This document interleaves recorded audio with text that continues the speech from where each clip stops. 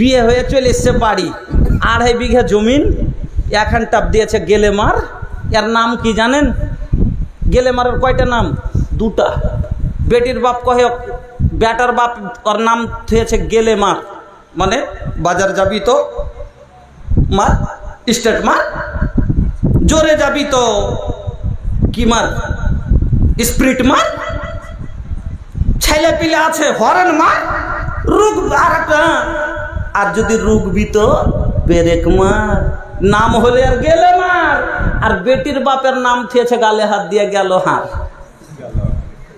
জমি গেল হার, ব্যাংকের ব্যালেন্স গেল হার।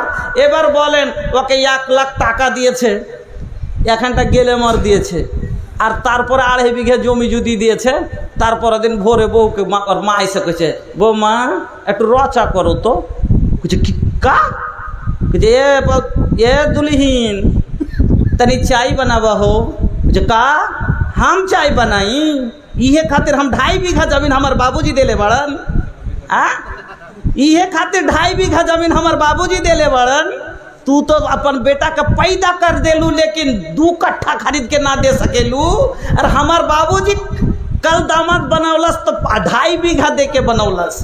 अब हम तो हर नौकर हैं का कि हम तो चाय बना के पियाई, तू बनावा।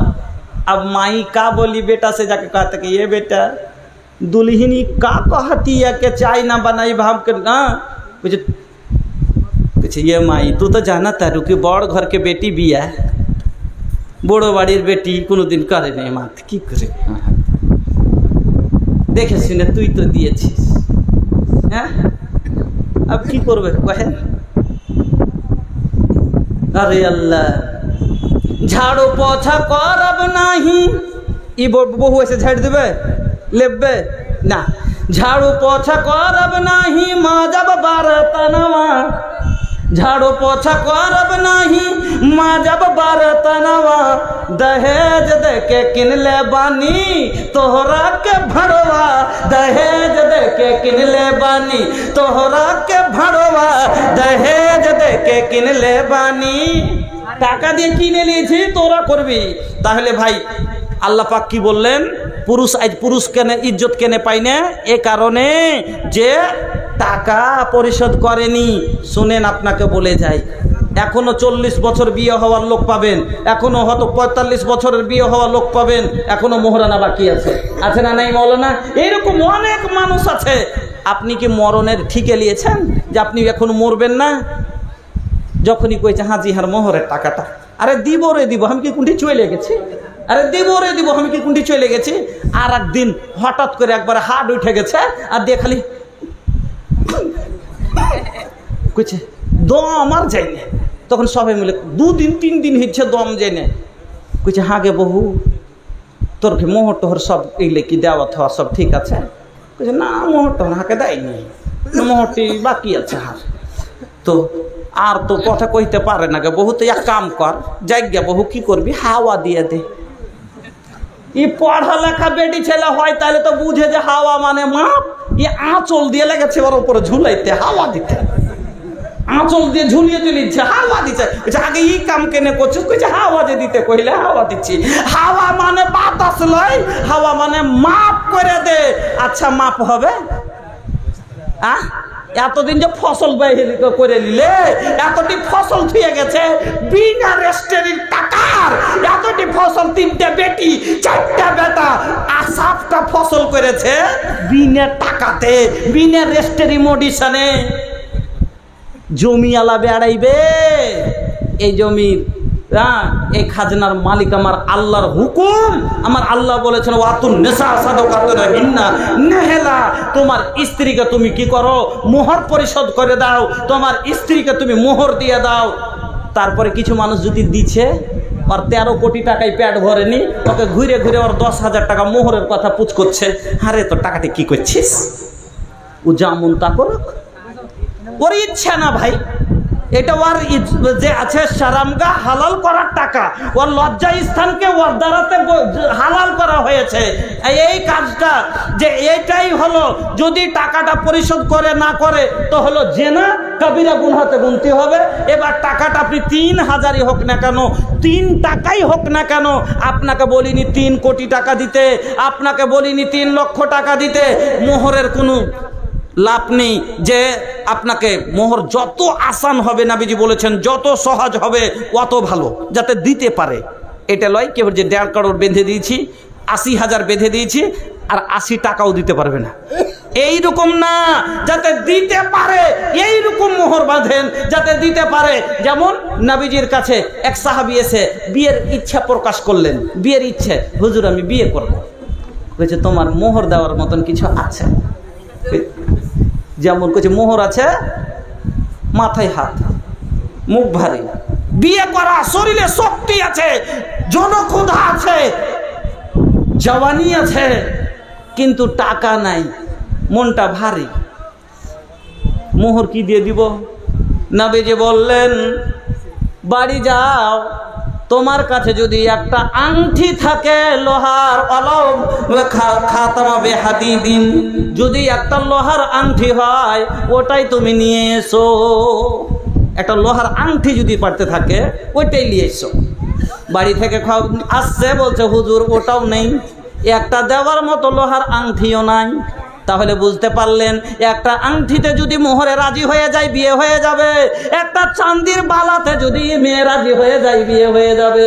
এবার বলছে শোনো ওটাও নাই, তাহলে শোনো তুমি কি কিছু কোরআন জানো? হাল মাআকা মিনাল কোরআন, তোমার কাছে কি কিছু কোরআন আছে? মানে তুমি কিছু কোরআন লেখাপড়া করেছো জানো? বলছে হ্যাঁ হুজুর অমুক অমুক সূরা আমার ইয়াদ আছে। বলছে যাও ওটাই তোমার স্ত্রীকে শিখিয়ে দিও। কেন শিখাইলে পয়সা দিয়ে পড়ে না ভাই? একটা আলহামদুলিল্লাহ সূরা ভর পড়াইতে না হলে একটা ছেলের পিছনে 3000 টাকা খরচ করছি কিনা, মাস্টারকে দিচ্ছি, তো পড়াটা তো একটা পয়সা খরচ হয়। নবীজি বললেন যাও তুমি তাকে ওটা শিখিয়ে দিও, এটাই তোমার মোহর করে দিলাম। আল্লাহু আকবার। মোহর যত আসান হবে অত ভালো। আর এটা লয় যে দাবিয়ে বেঁধে দেবে, ছাড়তে না পারে। আসান করে দিয়েছে, কিন্তু ওই টাকা থেকে জীবনও বিয়ে হবে না, হারাম হবে। হ্যাঁ তওবা করেন, তওবা করেন। 1.5 লাখ টাকা নিয়ে যদি কেউ ওই টাকার মধ্যে থেকে যদি মোহরের টাকা দিয়েছে, জীবনও বিয়ে হয়নি, বিয়েই হবে না। কারণ নিজের কামাই করা, পরিশ্রম করা টাকা তাকে দিতে হবে মোহরে। আর ওই টাকা নিয়ে বাবার ওরই টাকা নিয়ে ওকে যদি মোহরানা দেন, এটা কি হবে কোনোদিন? নিজের বাড়ির টাকা দিতে পারে আর ও টাকা ও খাচ্ছে, ওটা হারাম খাচ্ছে, ওটা আলাদা গুনাহ হবে। কিন্তু বাড়ির টাকা দিলে ফের বৈধ হবে, এটা কোনো কথা নেই। হ্যাঁ বন্ধুরা আমার, আমি আপনাকে বলছি আল্লাহ রাব্বুল আলামিন বলছেন কোরআনে, ওয়াতুন নিসা সাদাকাতুহিন্না নিহলা ফাইনতিবনা লাকুম আন সাইমিন নাফসান ফাকুলুহু হানিয়াম মারিয়া।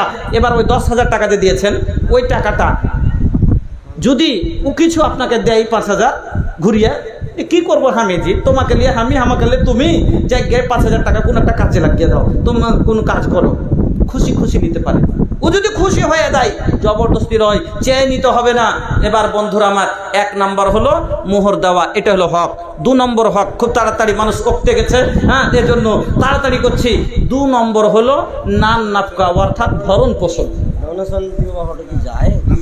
আল্লাহু আকবার। কে জায়েজ বলছে? সবাই তো আলালিয়ালান বলছে যে ডোনেশন, বিয়েটাই তো হলো গুনাহ, হারাম।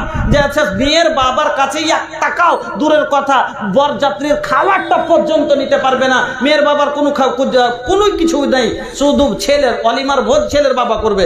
আমি ওটা বিষয় কোনোদিন রাখলে ভালোভাবে রাখবো, আলাদা ব্যাপার। আজকে যেটা বিষয় রাখছে ওদিকে যাবো না, লম্বা হয়ে যাবে। হ্যাঁ নাউজুবিল্লাহ মিন যালিক। একটা সাইকেলকে নিয়ে নিয়েছে, হয় ভুল করে নে বা জেনে বুঝে নে ভাই, জালসাতে নেকির কাজে এসে যদি এত বড় একটা পাপ হয়। একটা সাইকেলকে নিয়ে নিয়েছেন ভাই, যদি ভুল করেও নিয়ে থাকেন বা জেনেও নিয়ে থাকেন, তো ভুল বুঝে ওকে নিয়ে এসে জায়গাতে সাইকেলটা রেখে দিন স্টেজের আশেপাশে, যাতে ভাই সাইকেলটা দূর থেকে এসছে, কোথা থেকে চালিয়ে উনি দাঁড়িয়ে আছেন, ওনার জিনিসটা দিয়ে দেন ওয়াস্তে আল্লাহ। নান নাফকা অর্থাৎ তার খাওয়া পরা, পুরো জীব দায়িত্ব কার? আচ্ছা, গাড়ি আপনি চালাবেন তো তেল কাকে দিতে হবে? গাড়ি আপনি চালাবেন তো তেল কাকে দিতে হবে গো? আপনাকে না। মোবিল আপনাকে না দিতে হবে। গাড়িটার হেফাজত কাকে করতে হবে? আপনাকে না। তো না, সব মেয়ের খাওয়া পরার যা দায়িত্ব, এর বিনিময়ে আপনি কি পাবেন? শুনেন কত নেকি আছে। আল্লাহু আকবার, কত নেকি শুনেন। আল্লাহ পাকের নবী বলছেন, হাদিসটা শুনেলেন, দিনারুন আনফাকতাহু ফি সাবিলিল্লাহি ওয়া দিনারুন আনফাকতাহু আলা রাকাবাতিন ওয়া দিনারুন তাসাদ্দাকতা বিহি আলা মিসকিনিন ওয়া দিনারুন আনফাকতাহু আলা আহলিকা আযামু আজরান আল্লাযী আনফাকতাহু আলা আহলিকা। আপনি একটা কথা ভালোভাবে বুঝেন, একটা লোকের কাছে 4টা দিনার আছে। দিনার যদি না বুঝেন, 4টা টাকা আছে বুঝেন। একটা লোকের কাছে 4টা টাকা আছে। 1 টাকা আল্লাহর পথে ব্যয় করলো, খরচ করলো। 1 টাকা দিয়ে গোলাম আজাদ করলো। ভালো করে বুঝবেন, 1 টাকা দিয়ে কি করলো? আল্লাহর রাস্তায়, যেমন মসজিদে দানগালা দিলেন, আল্লাহর রাস্তায়, মসজিদে আল্লাহর ঘরে দিলেন, বা কোনো আল্লাহর রাস্তায় কোনো জায়গাতে দিলেন। 2 নম্বর টাকাটা কি করলো? গোলাম আজাদ করলো। অর্থাৎ আপনাদের কি বলেন, গোলামকে আজাদ করা, বাংলাতে কি বলেন বললেন আপনারা? দাসমুক্ত করলেন। 3 নাম্বার 3 টাকা যেটা, ওটা দিয়ে কি করলেন? আল্লাহর ওটা সাদকা, ফকির মিসকিনকে সাদকা করলেন। আর 4 নাম্বার টাকাটা নিজের পরিবারের ওপরে খরচ করলেন। পরিবারের কাপড় খাবার অতি থেকে করলেন। আল্লাহ পাকের নবী বলছেন, আযামু আজরান আল্লাযী আনফাকতাহু আলা আহলিকা। সব থেকে বেশি নেকি পাবে কোন টাকাটাতে? যে টাকাটা নিজের পরিবারের ওপরে খরচ করলো। নিজের স্ত্রীর ওপরে, বাচ্চার উপরে যেটা আপনারা খরচ করেন, আমরা করি কিনা? এই টাকাটা সাদকা করার চাইতে বেশি নেকি। এই টাকাটা গোলাম দাসমুক্ত, গোলাম আজাদ করার চাইতে বেশি নেকি।